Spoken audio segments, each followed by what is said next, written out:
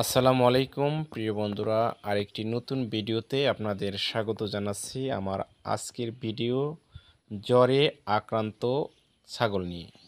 ভিডিওতে যে ছাগলটি দেখতে পাচ্ছেন একটি খাসি ছাগল, অনেক অসুস্থ। বর্তমান শরীরের তাপমাত্রা শো করতেছে 106°F। তার মানে সে অনেক অসুস্থ হয়ে পড়েছে, সাথে সর্দি এবং কাশি আছে। এজন্য সে কিছুই খেতে পারতেছে না, খাচ্ছে না, খাওয়ার অরুচি দেখা দিচ্ছে। আসলে তীব্র জ্বর হলে আমাদের ক্ষেত্রেও যেরকমটা খাওয়ার ইচ্ছে করে না, পশু পাখিদের ক্ষেত্রেও একই অবস্থা। চলে যাব বিস্তারিত আলোচনায়।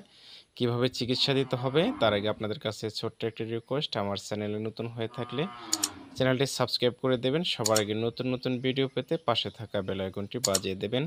বন্ধুরা, যে কথা বলতেছিলাম, জ্বরে আক্রান্ত ছাগল। এই ছাগলটি বর্তমান টেম্পারেচার 106°F।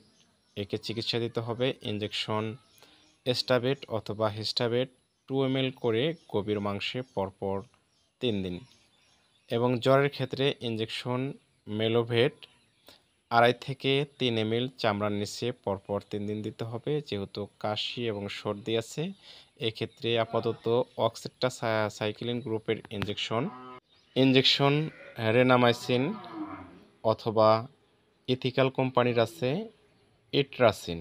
রেনামাইসিনটা হলো রেনাডা কোম্পানির এবং ইট্রাসিন হলো ইথিক্যাল কোম্পানির।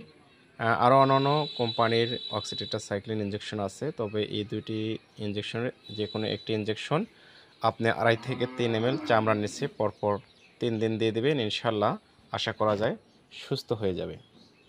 তো বন্ধুরা, আপনার খামারের সুস্থতার জন্য নিয়মিত কীটনাশক ওষুধ খাওয়াবেন, টিকা বীজ ব্যবহার করবেন এবং অসুস্থ হলে সুস্থ পশু থেকে আলাদা রেখে আপনার নিকটস্থ অভিজ্ঞ ভেটেরিনারি চিকিৎসক অথবা আপনার নিকটস্থ উপজেলা প্রাণী সম্পদ দপ্তর গিয়ে বিশেষজ্ঞ ডাক্তার সাহেবদের পরামর্শক্রমে চিকিৎসা নেবেন।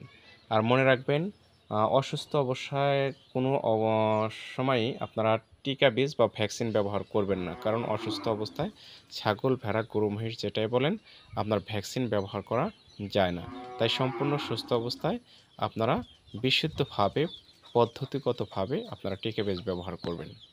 সবাই ভালো থাকবেন, কথা হবে ইনশাল্লাহ পরবর্তী ভিডিওতে অন্য কোনো বিষয় নিয়ে। সেই পর্যন্ত সবাই ভালো থাকবেন, সুস্থ থাকবেন।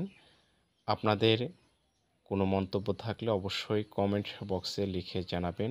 আপনাদের কমেন্টস এবং আপনাদের একটি লাইক, শেয়ার আমার পরবর্তী ভিডিও তৈরি করতে উৎসাহ যোগায়। তাই সবসময় লাইক, কমেন্ট করে পাশে থাকবেন। আল্লাহ হাফেজ।